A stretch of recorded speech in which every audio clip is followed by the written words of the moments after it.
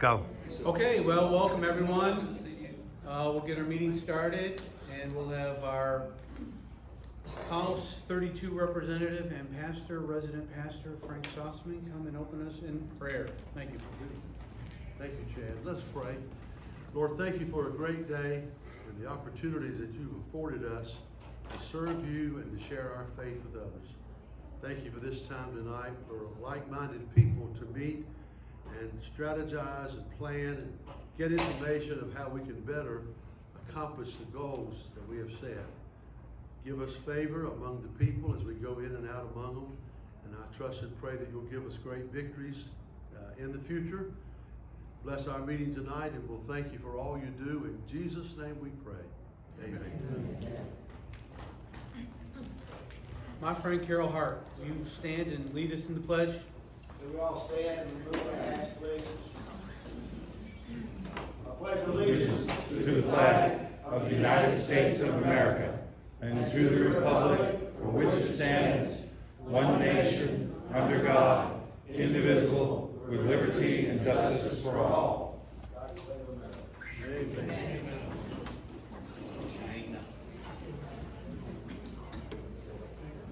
All right, so the only thing I really have, and then I'm going to turn it over to Mike. Mike's going to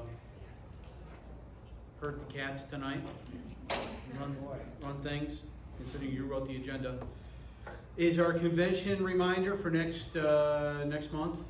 So has everybody RSVP'd? I have. Okay. Need to RSVP because that is also our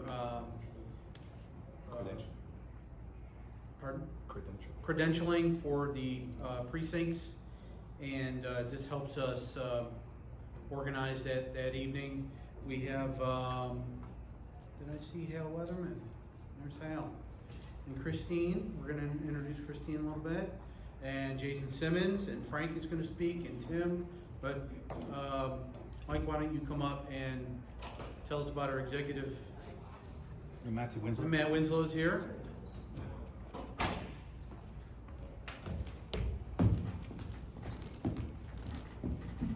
Hi, everyone. Hi.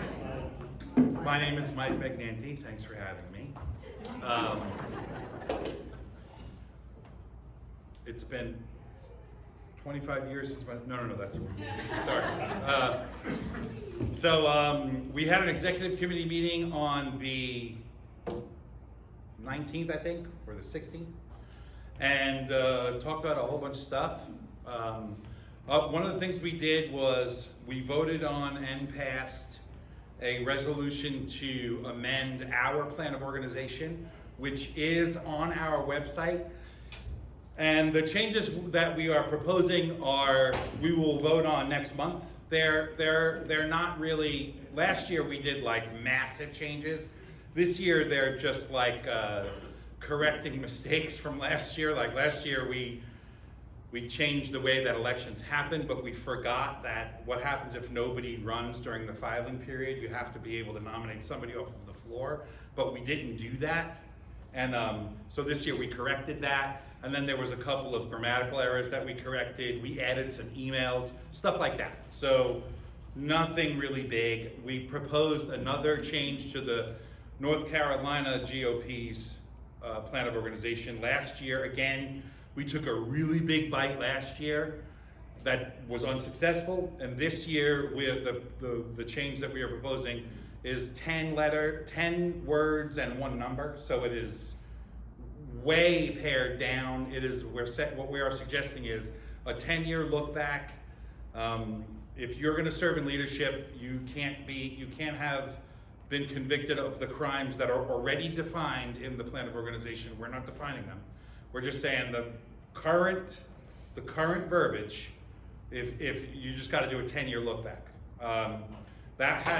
We passed that. The executive committee passed that in January. It was forwarded to the Plan of Organization Committee, the NCGB Plan of Organization Committee. They have responded back to me and said that they have decided they are not going to take it up and they are not going to put it forth. I think that is a bad move, but they also didn't ask me what my opinion was. So I did not share that with them. It is our intention to move forward with that. The way that we do that is that we send proper notification to their most recently elected executive committee, state executive committee. It's about 600 people. The most recently elected state executive committee is the people that were elected last year after the district convention. And then what will happen is once we have done that correctly, then it will be added to the agenda of the state plan, the state convention. So then we will get a vote on it at the state level. And maybe it passes and maybe it doesn't, but I think we will do it correctly. I'm confident we will. And we will get a vote on it, and I think it will pass because it is good legislation and a very reasonable compromise. The feedback, the reason why we did it this way is because we actually did what the Plan of Organization Committee told us to do. They said, well, had you done this, we would have considered it. Well, we did exactly what they said, and they actually, turns out, they did not consider it. So, I have lots of opinions about the State Plan of Organization Committee, and I've shared that with the leadership, including Jason and Chairman Watley. And you guys know that I will not pull any punches, and I was completely honest with them, and so, I feel better about it. What else did we do at our executive committee meeting? Insurance. We bought insurance, thank God. All right, so our agreement with the county, when we rent this facility for no money, is we have to have insurance, and just general liability insurance. And basically what that means is if somebody falls down and breaks their crown, the county is not responsible. And we have not had that because we didn't have the money. And it is very expensive because we are an association and we are a political party. So therefore, insurance companies view us as an extreme risk because people like to sue political parties, because they do. And I'm an insurance agent and I'm an independent agent, so I write for everybody. And so I have been researching over the past year to try to get the best carrier, that we could get. And so I've gotten, the one quote I got was $8,500 for the year for general liability insurance and $5,300 for directors and officers. So that's just what we call in the insurance industry cost prohibitive.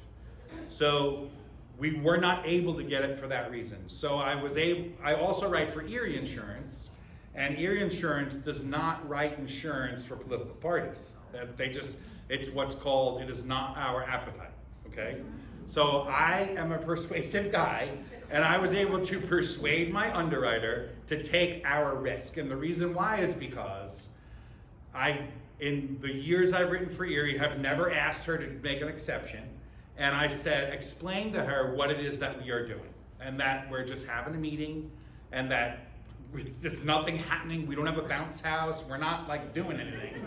We're just here having a meeting, And she said, well, I don't care if you have a bounce house, but I will cover you for general liability. I won't do directors and officers, and I'll explain that in a second. So I won't take directors and officers, and I won't do off-site risks. So that means that she won't cover if we go off of this property. If we do anything off of this property, we won't have liability insurance. So but the fact is that we only do that twice a year right now. We do the Hot Sauce Festival and we do the Creedmoor Music Festival. Those are our two things that are not on site. So that is a very limited exposure. And so we've got coverage, and the premium is $1 million of coverage for, what was it, $569 or something like that for the year. So that's pretty awesome. So I was really happy with that. So I quick went to the executive committee and I was like, we gotta buy this insurance before she changes her mind.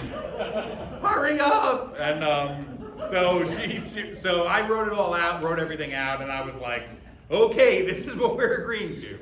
So directors and officers, that is coverage. Basically what that says is if the directors and officers, so the 5 elected officers, if we did something as in our capacity as elected officers that we would got sued for, like embezzlement, or really that's really what we're talking about. It's like embezzlement. And what I think is fantastic is that we just don't have enough money to embezzle. So that works out good. And there is automatically a provision in the general liability property coverage is $5,000 of, like, essentially of property. So if we were to embezzle less than $5,000, it's going to be covered anyway. So there. So guys, we can take $5,000 and we're good. So, but right now we don't really have an issue with that for us. So we don't have D&O and we don't have off-site. If we wanted to get off-site, we could write that as an event policy, and it would be expensive. It'd probably be about $2,000 for the day, for the event. And so that would be something that we would just need to kind of consider. Like, is the risk, you know, I can tell you as an insurance agent, the risk is never worth it if something happens. If nothing happens, the risk is always worth it. And that is it's right then and there, you know.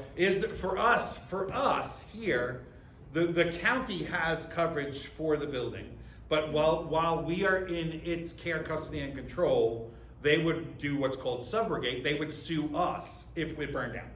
So it's not like the building would not get rebuilt, it would. But then they would sue the Granville County Republican Party if it was in our care, custody, and control. Okay, now we don't have to worry about that. We have $1 million of coverage, $1 million aggregate, and it is my recommendation that we purchase what's called $1 million umbrella, and we do that in like June. So that this way the renewal periods don't happen at the exact same time. And the umbrella is like $600, and it provides some additional coverages too. So anyway, that was a big one. Thank you, I forgot. But that was a big one that we have been working towards for a while, trying to figure that out. What else did we do that was significant? So we're gonna have a bounce house now? We can actually, as long as it's here. We can have a bounce house. We can have it here. We can have a bounce house. We can have a barbecue grill because it doesn't matter, you know, truly. Anyway, as long as it's here, we just can't have it off site. That? July dinner, Oh, so and why? and what? And why?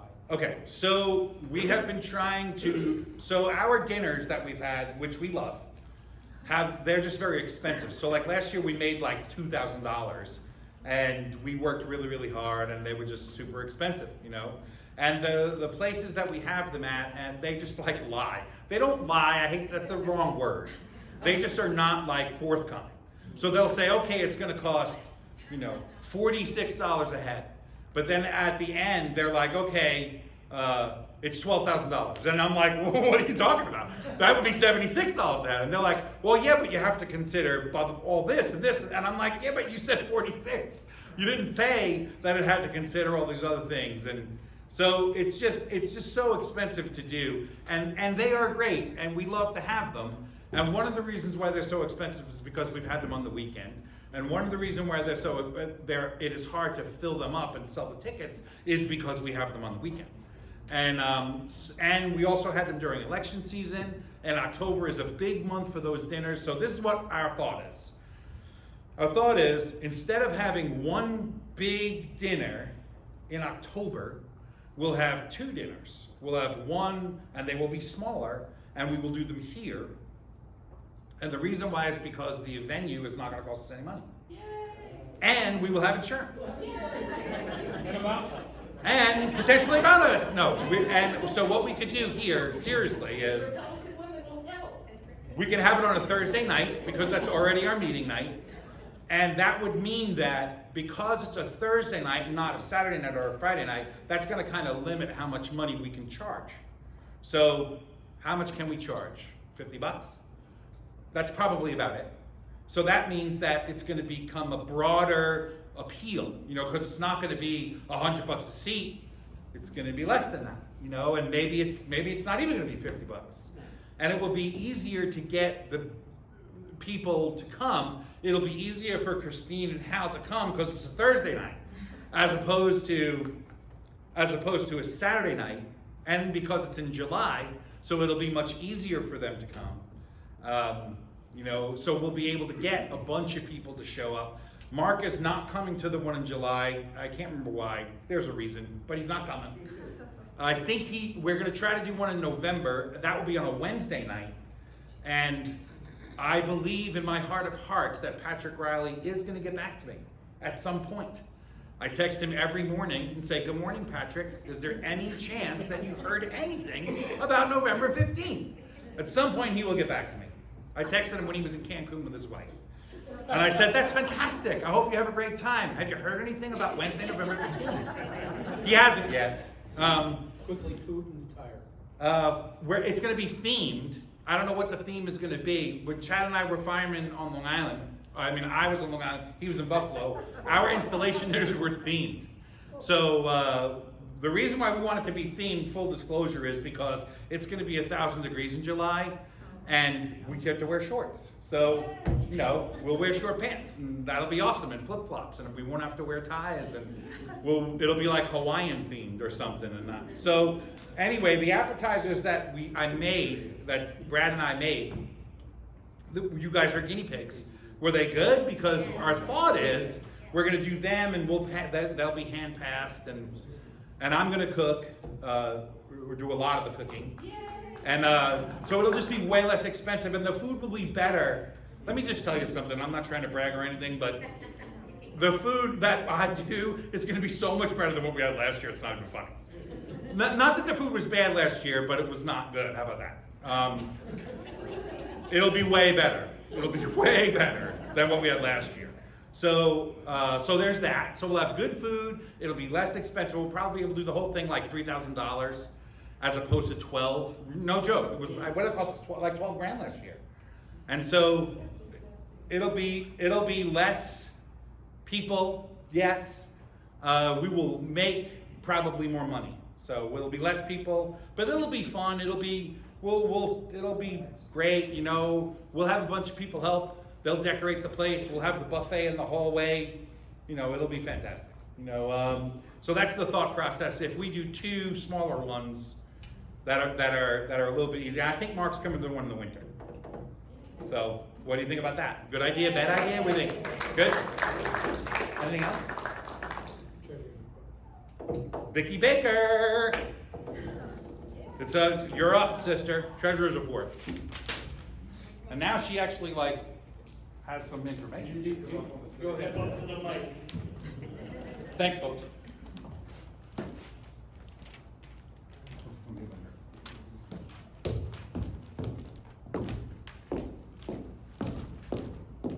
Those of you who don't know me, my name is Vicki Baker, and I'm treasurer of the Granville County GOP.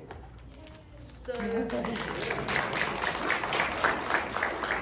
I wanted to start by giving you a quick report on the closure of the books for December of 2022. We filed the report on January 9th, and at that time we had $3,085.04. Since then, we've had several donations totaling almost $700, and we've had some miscellaneous operational expenses, food, stamps, system usage, and the insurance that Michael was talking about earlier. So with that being said, our current balance is $2,364.33. So next meeting, I'll start asking for donations. Ask my husband, I love money. So we'll just pass the pot, and feel free to give as much as you like. Well, did you do the bottom line? Yeah, the bottom line was $2,364.33. Thank you. We've been reelected. We've been reelected.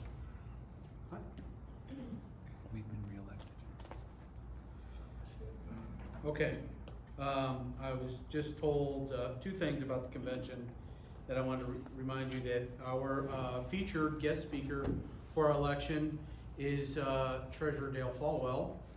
And Dale always brings up, yes? Yeah. Big fan. And Dale always brings a bag of goodies and jokes and tells us what's going on with the state and the treasurer's office, and he's awesome. He'll do a great job. Also, the main purpose of this month's or this year's convention is to elect the 5 executive officers, and the filing period has come and gone, and the only people that have signed up are your current officers. So I'll be soliciting at least 3 folks in the crowd that are here tonight. Come see me after, or Mike. What I need are 3 volunteers to be tellers in the event that we have to count ballots, which we will not have to count ballots this year. We'll just have the chief teller, whoever that person volunteers to be, cast 1 ballot for the 2023 officers. And that's all I have. I'm just completely unprepared tonight. I didn't write any jokes, so I'm sparing you some jokes. Yes, Gary? Precinct meetings? Prior to It's the, yeah. Prior to the convention. It's on the website when you sign up. Yes. They'll be fast and furious. Precinct meetings. Pardon? Last year was Kind of like that. kind of like last year. Hopefully with everyone RSVPing, we'll know who's coming, when they're coming, what precinct they're in. We can herd the cats as we speak and get everybody organized very quickly. So do you want me to just like go over what the point is? Sure. All right, so here's the deal. So Gary had mentioned to me about, hey, the precinct meetings, and it says you have to RSVP, and I was at a meeting in Youngsville, and what if somebody doesn't RSVP? Okay, so here's the long and short of it. So you have to RSVP for the county convention, okay? And when you RSVP, then Jackie Olshafer, who is our credentials committee chair, is going to verify that you have been a registered Republican since January 31st of this year in Granville County. And if you are not, okay, then she is going to verify that you have moved in to Granville County between January 31st and March 23rd. And if you have not, then she is going to let us know this person who has RSVP'd is either not a registered Republican or a registered Republican in another county, okay? And so the credentialing is actually when you come in next month and you pick up your name tag, right? You're gonna go get your name tag, and on your name tag it's gonna say your precinct, and like mine says precinct is Corinth. Well, this means that Jackie has verified that I have been a registered Republican since January 31st on the list that we got from the NCGOP. It's already done. So because I've RSVP'd, this is already done, and my name is going to be in the Corinth precinct's list of registered Republicans, so that I am eligible to be a delegate to the precinct, a delegate to the county convention, to the district convention, to the state convention. So that's the purpose of RSVP, because there's going to be 150 people here, and you know, to do all of that at one time, it's a daunting task. So everybody is going to RSVP to the county convention. Now, if you come to the meeting and you have not RSVP'd, you're gonna get sent to a desk that Jackie's gonna be at. And they're gonna say, I didn't RSVP. And Jackie's gonna say, okay, what's your name? She's gonna punch in your name in that spreadsheet, and at that moment verify that you're a registered Republican as of January 31st, RSVP you, and print you out one of these, so that the convention chair, who is going to be AJ Dowd, so that the parliamentarian, who is Thomas Hill, so that all of the officers that are here all of the executive committee members so that all of the guests will see that you've got your name printed and your precinct so that we'll be able to very easily tell who's allowed to vote and who's not allowed to vote. It doesn't mean you're not allowed to come, but it does mean you're not allowed to vote. So you would have to be corralled into a separate like spot. So a guest that can't vote would like be over there. So that we know when the voting stuff happens, those people are not allowed to vote. That's what this is all about. So no, we don't want to not let somebody participate. That is not what it's about. Absolutely not. We want everybody to participate, and we're going to let them do that. Got it? Good job. I'm concerned that you have RSVP. Is there a way, I mean, we RSVP. You did. Is there a way that we can determine? Yeah, you could send an email and say, hey man, did I RSVP? And I'll As easy as that, okay. yeah, you could just send an email, just say, send an email to info, or me. The reason why I say info is because info goes to me, Chad, and Lynn. So you have a better shot at somebody getting back to you. Or you could send it to me because I'll look but you guys did, I think twice. But you guys have RSVP. If you RSVP more than once, it just doesn't. Yeah, but it doesn't matter. Like, once you RSVP, you've RSVP. All right. So when you text, Yeah, that's what we didn't get email. If you when text, your RSVP, you're gonna get a message back. yeah. But I did it the first time, I didn't get anything. Yeah, if you text and if you email, if you go on the website and do it, you get an email back. Any questions about the RSVP situation? I have a question. Yes, ma'am. You got a person, you say they were independent, and they changed registrations to Republican, but they did not change registration until after the January 31st. Mhm. Who made, is the county convention rules that made that date, or is it state convention rules that made that date? So that would be something that's in the state plan and the district plan of organization and the county plan of organization. So I'm sorry, but they could come and we would love for them to come, but unfortunately they couldn't participate in the voting. But they could certainly come. I just was wondering about. Yeah. How that. Next year they could vote, but this year they couldn't vote. I just wondered how. Any other questions about that? What? Oh yeah, so Tim, come on up real fast, because did he leave? Oh, sorry, Tim. Hal Weatherman. Hal Weatherman, everybody. Running for lieutenant governor. Has graced us with his presence. Get up here, Hal Weatherman. Thanks for coming, Hal. Hey, thanks for having me. So yeah, I'm Hal Weatherman, and I'm not gonna give you a speech. I'm just gonna talk with you real quick and let you know who I am, what I'm setting out to do, and why. If you don't know me, Hal Weatherman, 53 years old, married, wife Michelle. I call her Shelly. We got 3 kids, 17, 15, 12, 2 boys, 1 girl. My oldest is about to go to college. No clue where that time went. Right now, my day job is I run an election integrity nonprofit that I started right after the 2020 election. It's called the Electoral Education Foundation. And it's because I ran Dan Force's governor's race. And there were things in that race that I saw that I didn't understand. And I say that having run 14 races over my lifetime, over 27 years, all in the state. I'd never lost a race in 27 years. That's the first race I'd ever lost. And there were things that happened in that race that, again, I did not understand and really had nobody to go to. So I vowed even before that race was over that I would start something that would create a tool so that future candidates would have something to turn to, so that they don't wake up the day after an election and wonder, what was that all about? And so that's my day job, that's what I do. Prior to that, I worked for your previous Lieutenant Governor, Dan Force. I was his chief of staff for all 8 years, ran the 2 campaigns that he won for Lieutenant Governor, the losing one for governor. Prior to that, I worked 18 years for his mother. And some people don't make the connection. His mom is Sue Myrick. She's retired now, but she was the first female mayor of the city of Charlotte. And then she served 18 years in Congress. I was with her all 18 years as her chief of staff and ran all of her campaigns. But I have it in my heart now to run myself for Lieutenant Governor. And I want to explain why. If you want to learn more about me, just Google me. I'm not going to, in the interest of time, go through every policy item that I believe, right? But just Google Hal Weatherman for Lieutenant Governor. I started this campaign by writing a white paper, what I call a vision statement, why I'm running. That's what it's entitled, real creative, right?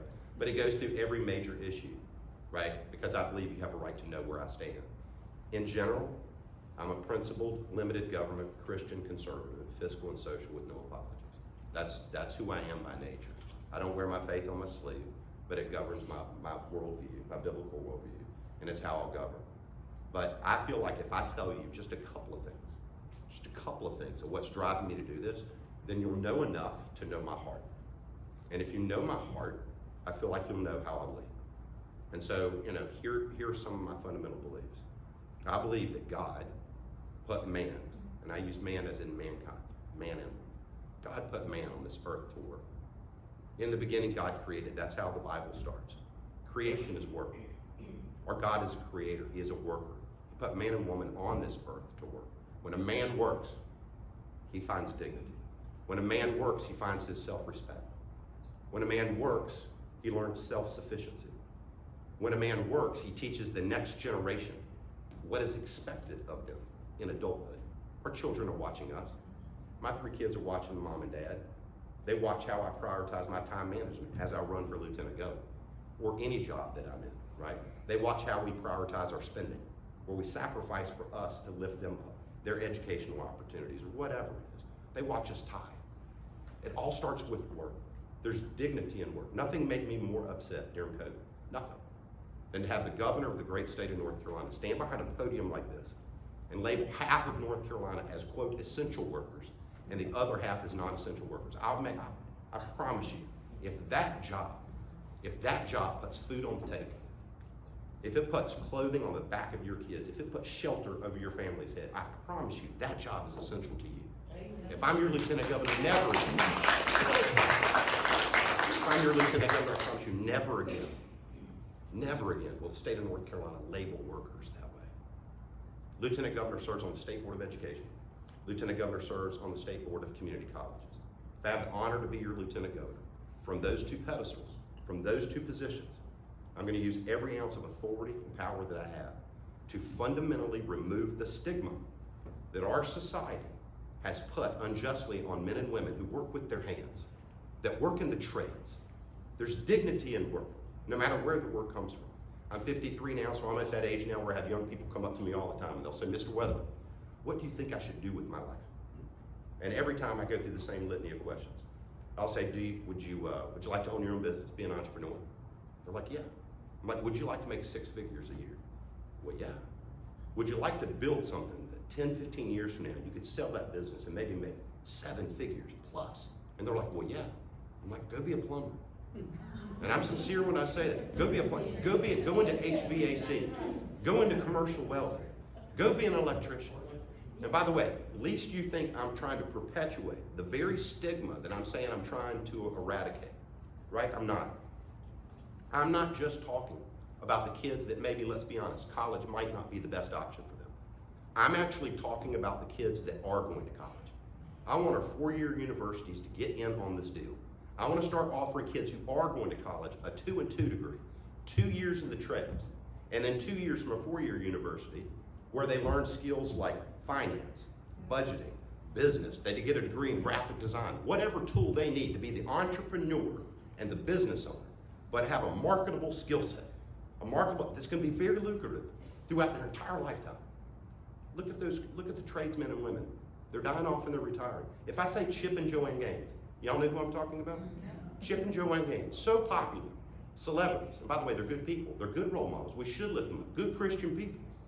What are you watching when you watch Chip and Joanne Gaines? You're watching a man and a woman do what? Work with their hands. And we lift them up as celebrities until it's time for our kids to graduate high school. And then we're like, no, I don't want you to go to the community college, right? I want you to go to the 4-year option. And we're graduating generation after generation of kids who are getting 4-year degrees in Egyptian poetry, coming out with no marketable skill set, $100,000 in debt, right? And no foreseeable future. And I want to change that. Why do I want to do that? I told you I want you to see my heart, because I want our people in North Carolina to be self-sufficient. I believe it's a God-given duty. I want our people to be self-sufficient. I want our state to be self-sufficient. I want our state to be self-sufficient. Another thing that really bothered me during COVID was to watch the governor of the great state of North Carolina stand behind a podium just like this. And y'all remember this now. He would get up on numerous occasions and beg the federal government or beg a neighboring state or beg an NGO or nonprofit, please send us, can you please send us an insert item, mask, ventilators, whatever, insert whatever thing he was looking for. I want to be abundantly clear. We are the 9th largest state in the union, soon to be the 8th largest. We have a $25 billion budget, an $8 billion surplus. We have one of the largest GDPs in the world.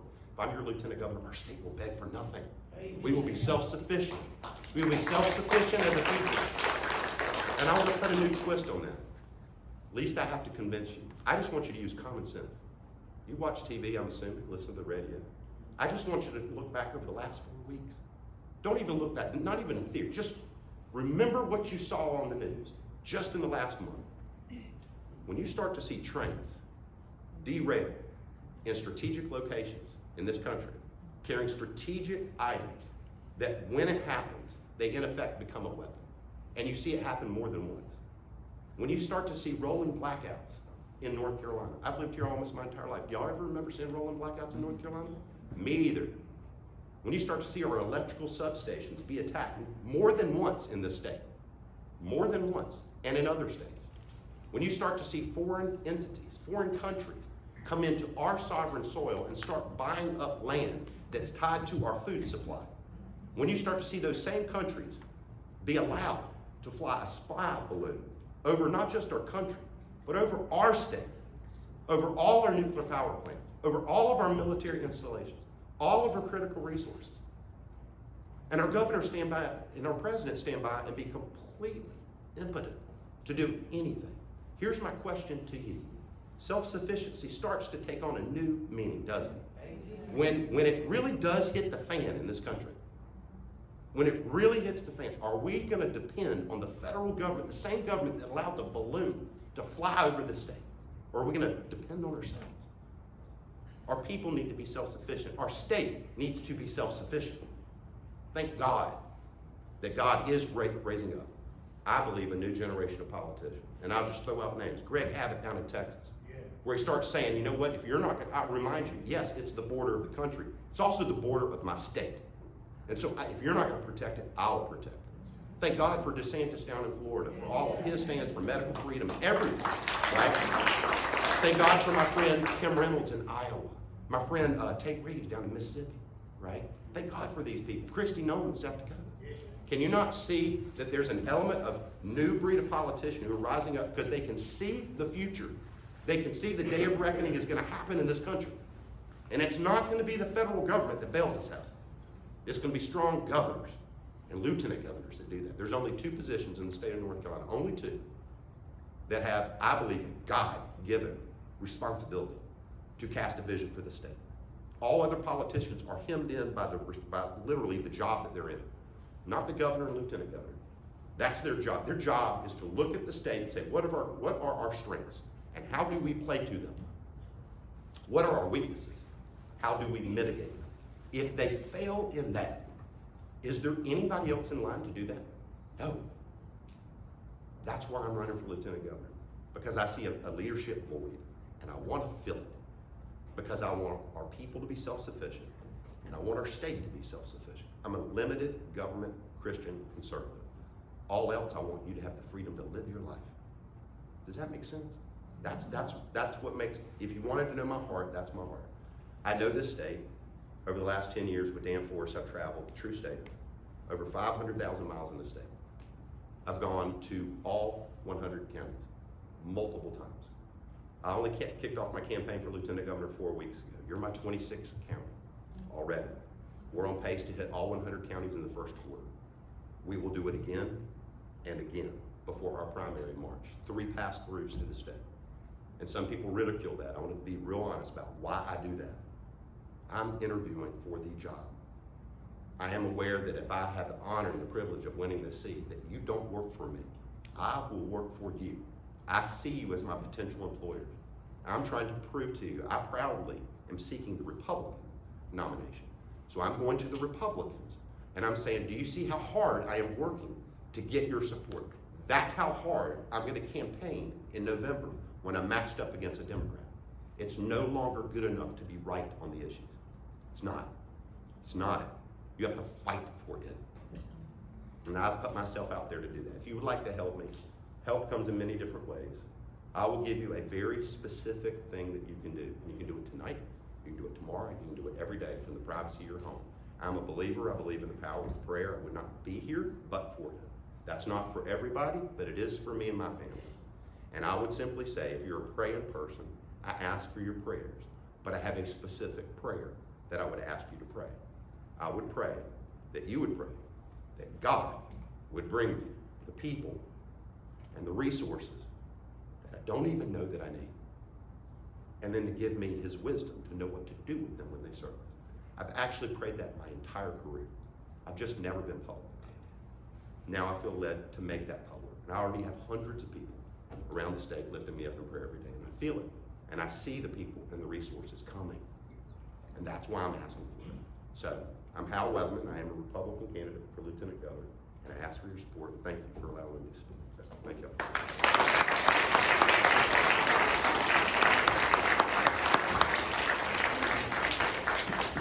Thank you, Hal. So just to remind you, it's only February, but we're in the midst of campaign season already for primary. So in addition to Hal, we have Christine Villaverde, right? That's correct. How did I do? You did excellent. Well, that's the first time I've ever said it. So anyway. And I'm sorry, but I don't know what you're running for. I assume you're running for something. Why don't you come up and tell us? And again, this is going to be kind of the theme of our meetings from now until primary day, where we're going to have candidates come, and I'm told we're going to have a robust primary for Everything. on the Republican side on everything. And once we get redistricting done, we will see more folks, right? Absolutely. Thank you. Thank you so Where's yours? much. My name is Christine Villaverde, and I'm running for Congress. I am running for North Carolina's 1st congressional district, but as you know, nothing is certain right now with the maps, and potentially Granville will be in my district. Obviously, it's too soon to tell. Nobody has a crystal ball, but you know, hey, what better than to come out tonight and spend this night with all you lovely people? So, yep. My name is Christine Villaverde. A little bit about me. I was raised in a military family. My father retired Air Force, Vietnam veteran. I'm an Army wife of 16 years. So I know firsthand the stresses and the sacrifices that our military men and women and their families make every day to ensure that we have a safe country, the best country, the strongest military in the world. I'm also a former police officer. I worked in Arizona, so I know firsthand the challenges that we're having on the border, not to mention all over the country, because as we know, the atrocities that we're seeing with the fentanyl, the trafficking, doesn't just affect our border cities and states, but it affects all of us throughout the entire nation.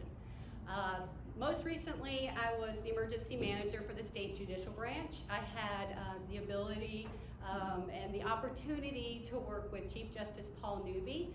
I saw firsthand the differences between a Democrat-led judicial branch under Sherry Beasley and almost overnight to see Chief Justice Paul Newby come in with his new policies and the way that he thought that COVID didn't have to be the way it was, that we could meet these challenges head on and serve our communities and our state across the country.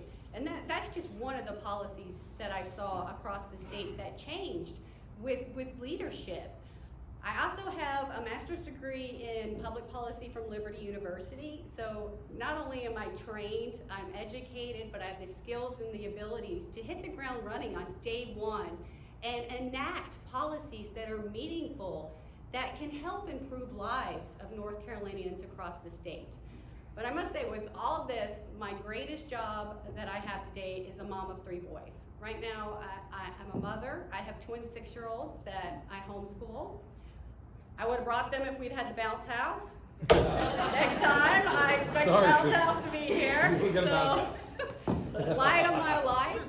I never in a million years ever thought I was going to homeschool, but as we all saw during COVID, not just COVID, but this ideology that they are pushing on our children that are so opposite, not only of our Christian beliefs, but our beliefs as patriotic Americans, saying that our country is irredeemably racist and that we've built this country on these horrible ideals and values. Well, I don't want my children being taught that. I want my children to be proud in this country that they live in. And we need leaders at every level, at lieutenant governor, at Congress, at our state legislator. We need leaders that will stand up and say that no matter what these people over here are saying, that this country needs to be broken down, that we need to get rid of the Constitution, and we need to start from scratch. This country is the greatest country in the world, and we need leaders that will step up and bring solutions, that they will be just bold and innovative and bring real solutions that will improve lives across North Carolina, not just in the 1st Congressional District, but across the entire state and across the entire country. We need solutions as a Republican Party. Right now we are getting divisiveness and we're getting grievance politics from the Democrats, but they're not bringing solutions. Voters and citizens want to be proud of this country again. They want to know that their leaders want what is best for them, that they want safer communities and successful schools and safe streets for their children to grow up in. I want my children to know that they have the same opportunities that I had growing up, that with hard work and dedication, they can be anything that they want to be. And we just need leaders that are going to be louder than the left is and say, I don't care what you say over there. This is the United States of America. This is the greatest country in the world, and I am going to fight for it because, by God, our children are depending upon us, they're watching us, and we will not let them down.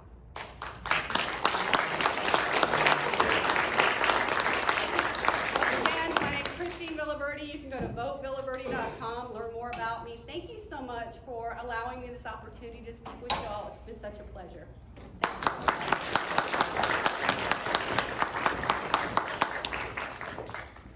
Thank you, Christine. And then once the maps are redone and you're solid, Granville County is solid in your district or the district you're gonna run in, then, not that you can be a guest anytime you want, but then you can be the official. And nuggets, if you're gonna bring kids, right? Chicken nuggets? I brought chicken nuggets and a bounce house. Jason Simmons, Executive Director of the North Carolina Grand Old Party. Come on up. Tell us what's going on quickly with the NCGOP. You're welcome. Appreciate it. Thank you, Michael, for Thank having you, me. Jason, for coming. I want to thank both of you guys for your leadership, but most importantly, I want to thank one other person, and that's Vicky. If you don't appreciate at a county level the importance of a treasurer, We did.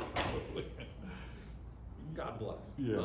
There is only one person that I care about when I go to work, when we're talking about essential employees, and thanks to you, Hal's not here.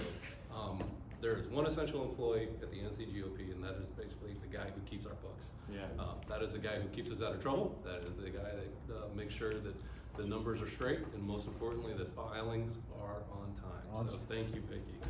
Thank you, Vicky. Thank you. Thank you, Vicky. Well, as you are seeing tonight, we came out of the 22 cycle, but we're not even talking about 22 anymore. That's in the rear view. We had great successes from a state perspective. We saw great successes across the state. 4 pickups on county sheriffs, 4 pickups on school boards. We saw 7 county commissions flip across the state. So, you know, both at the state level where we saw great successes on the judicial races and with Ted Budd, we saw it individually across the state with the counties. So congratulations to everybody for your hard work, because elections are nothing more than hard work. It is relentless. It is nothing more than brute force. There is no silver bullet when it comes to elections. It is about pure brute force and outworking your opponent. So kudos especially to your leadership team here, because there are great things happening right here in Granville County, and I am excited to watch it. I'm excited to partner where we have those opportunities. As we look forward though, as we're going forward now into 23 and into 24, we're right now in that period where it's reorganizing. It's now preparing for the 24 cycle. It's establishing those leadership teams that will be serving both at the precinct, the county, the districts, and we'll get to the districts in a minute, and then upcoming at the state level, where we have right now we are in the middle of precinct meetings. There was a question about why January 31. Yeah, January 31 is not an arbitrary date. It is a date in which when we turn the calendar to February 1, those counties that do not hold precinct meetings in conjunction with their county convention on the same day will start holding those precinct meetings starting in February. And so therefore the determination of January 31 needing to be a registered Republican, because starting in February 1, we have counties that start to hold precinct meetings. We've got a visitor from Wake County that's one of the regent chairs in Wake County. So this gentleman just had his precinct meetings for 17 precincts out of Wake County. And you see that across the state where precinct meetings are being held during February. In March, all 100 counties will go through the process of reorganizing, selecting or reselecting their leadership teams to serve at the county level. And really appreciate Chad and Michael and their service, because it is service, it is work, it is hard work, to be able to support the efforts of the GOP here in well, where are we? We're not, I was about to say person, because I was gonna talk about person in a minute. We're neighbor county. You know, so, yeah. Well, in part, you know, Person County is a county I'm watching very closely. The Democrats just selected their state party chair out of Person County, a 25-year-old who has very limited experience, but a lot of passion. And her number one goal that she's been stating is rural counties. That has been our bread and butter for the past decade plus, has been rural counties. And as we sit here in Granville, you guys are gonna fall right into that rural county, and she's gonna go ahead and target and find a way to see what she can do to peel off votes right here. Yeah, and it's gonna be important that Granville organizes every precinct, making sure that you're ready for when those Democrats start showing up, and they're gonna show up, I promise you. They are going to show up, and they're gonna do everything they can to retain or reclaim power here. So make sure you're ready as we go through this. So as we get past February, March, April, we traditionally have our district conventions. As indicated, we are in the process of redistricting again. The 6th in 8 cycles in which we will see new set of maps. Because of that, there is a provision within this plan of organization that will push the district conventions to a later date in which we have the new maps. So when we have the new maps drawn sometime later this summer, June, July, district conventions will occur and district leadership will then be selected. But in between that, we will have the state convention come in June. June 8th through the 11th in Greensboro. State convention registration has opened up as of last night. So if you go to nc.gop, as you come out of your county conventions and want to serve as then a delegate to the state convention, and we welcome you and we'll look forward to having you. It is a fun and eventful time period, and it is a big family reunion. As big and as crazy and as loud and sometimes as dysfunctional as any family can be. We're gonna have a good seat this year. So, there we go. I'm told. Well, I promise you, we'll make sure we got you a good seat. So that is my promise to you today. So as we get, to redistricting, why delaying the district conventions? Why redistricting later? We fully expect the legislature to redraw that map sometime starting in June or July. We have 2 cases that went to the U.S. Supreme Court and were held earlier this year. One of those was a North Carolina case. It was Moore v. Harper. And we expect those decisions coming out of the U.S. Supreme Court later this year in June, in which time we will see what the U.S. Supreme Court says and make a determination how best to proceed. Not we, legislature. As much as I would love to give them my input, they tell me that 14-0 is not an acceptable map. Right? Go figure. Hence why I'm not in charge of drawing maps. So legislature, they'll go draw the maps. We'll see what they come out.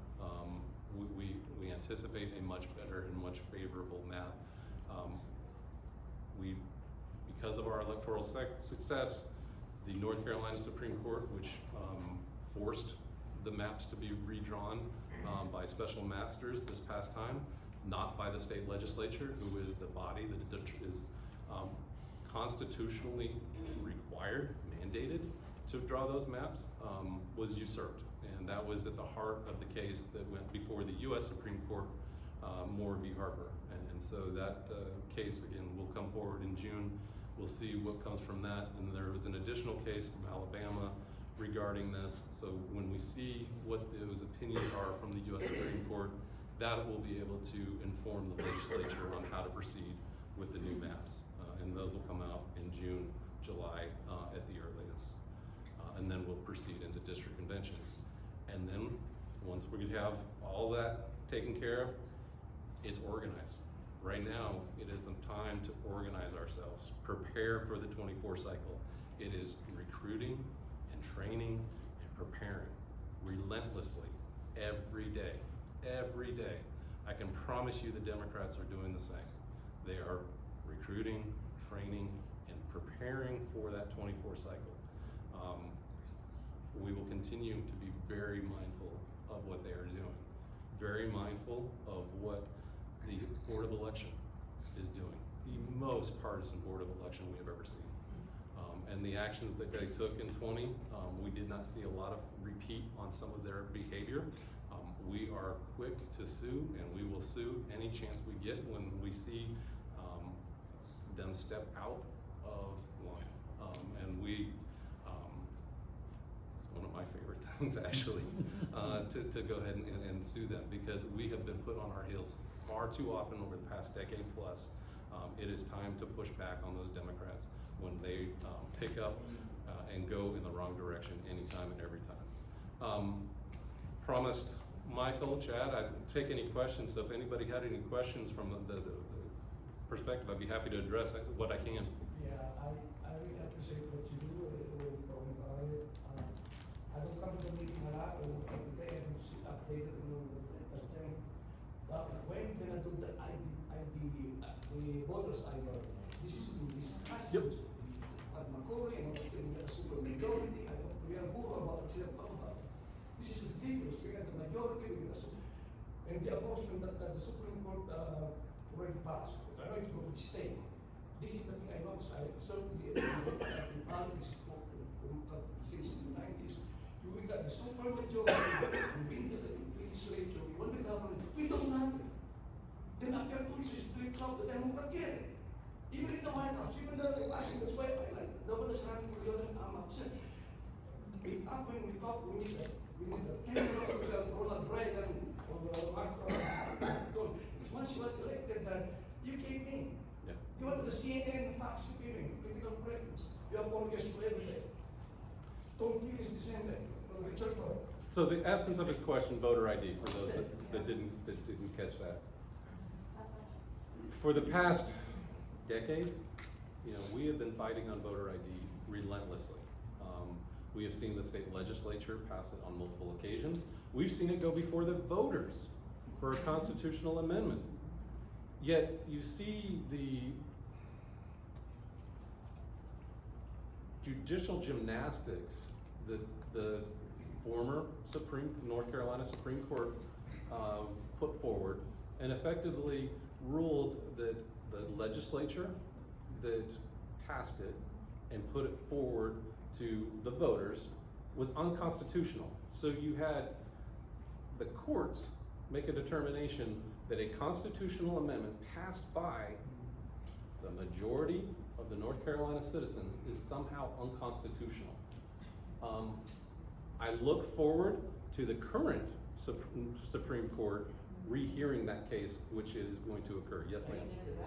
What about the Attorney General's role in that whole thing? So as we've, We've all got Attorney Generals that are sitting back doing nothing. correct, and what we've seen even this week, the state legislature with Josh Stein sitting on his butt, not willing to step forward and defend the laws on the books as it regarding abortion in this particular case.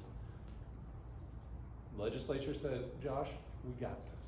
You go ahead and continue to do nothing, be a politician and pander to your crowd. We are going to go ahead and stand up. And the legislature is now in the process of defending that on their own. So, and that's gonna continue to happen, because what we saw, especially coming out of the 2020 cycle, was you had Josh Stein in cahoots with Democrats, willing to usurp the authority of the legislature, usurp the authority of the law, and interpret and have their own agreements put into place in the middle of the night. And you've had the legislature that took action on that previously in the budget, where those collusive settlements could no longer occur in the middle of the night. The role of the Attorney General will continue to be negligible when the legislature continues to stand up for the law and the North Carolina citizens. So when are we gonna put a Republican Attorney General candidate up against the Democrat? In 24. Say again? In 24. You are going to see, as indicated, a plethora of candidates running for Congress, running for all of the 10 seats on the Council of State. You saw one of the first ones tonight in Hal Weatherman running for Lieutenant Governor. I have no doubt that we are going to see quality candidates across the Republican field running for all 10 of those Council of State positions. So do you recruit? We work in conjunction. From a party perspective, we have to be neutral. So we make sure that we have conversations with folks and we encourage them to run. But at the end of the day, we have to remain neutral when it comes to any Republican primaries. Oh, right, but you're vetting these people, right? Yes, to a certain extent. At the end of the day, that is ultimately the responsibility of the voters. Right. There are other states, and again, this is the push-pull. There are other states that are allowed to disqualify candidates off of their ballots. The North Carolina Republican Party does not have that power. So as long as an individual is willing to pay the filing fee, they could end up on the ballot running in the primary. There was another hand here. Yes, sir. You're an attorney, right? No, sir. I just Okay, pretend to be well, one. You might relate to my question. Oh, I'm insulted. I'm just a dumb retired military guy. Yeah, I am honestly. My question is, at least at the federal level, we have separation of powers. Yes. 3 equal branches of government. Is that also true at the state level? Supposedly. Okay, then why can't we go back, I think it was Andrew Jackson, when the Supreme Court ruled against him, he said they've made their decision, let them enforce it. Why do we have to live with that? Why can't the state legislature stand up on their hind legs and act like they're supposed to and just say, that's fine, that may be your opinion, but that's not the law. And here we go, voter ID is in place for the next election. Period. Well, because what I would say, as much as I would like that, the body that is ultimately responsible for enacting the elections is the State Board of Elections, which is appointed by the governor, and the governor, last time I checked, was no friend of mine. That's the issue. Yeah. That's the issue. So. Wait a minute, if it's the law in North Carolina that says voter ID is in place, then how can the State Board of Elections overrule that? Right, they're not a legal body. They weren't elected by us. They are a partisan body. Yeah, but they're They are- still a body, they're not the law. They're not the law, the law The is legislature. free. But again, what you had was the North Carolina Supreme Court ruled it invalid, and you have a Democrat governor, a Democrat Board of Elections, where they have the majority, 3-2 seat. They are the ones that are effectively now in charge of putting on the election. Administering the elections. It's like calling balls and strikes. The guy behind the plate can call whatever he wants. No matter what the parameters have been set, that's the sad reality of the way things run. And this is where we end up. Why aren't we suing? We have. Yeah, for blood You use said of you law. like to sue. We- Well, they have, yeah. We've sued. Some of it has been taken up to the US Supreme Court and either heard or refused to be heard. But in this particular case now, we have gone in the last two election cycles on the North Carolina Supreme Court, where we only had one Republican, to 6 Democrats. We have now flipped that, where we have a 5-2 majority in the last two cycles. This is probably why you got it flipped too. And This that is, very issue. and that is why we've had it flipped, and they have started taking up cases like voter ID, like redistricting, and so we will start to see that snowball effect, where previously the Democrats, to your point, the 3 equal branches of government, Democrats controlled 2 of those branches. Republicans now hold 2 of those branches, the legislature and the judicial branch, And I hope you sue those people on the board of elections. and we are happy to do it.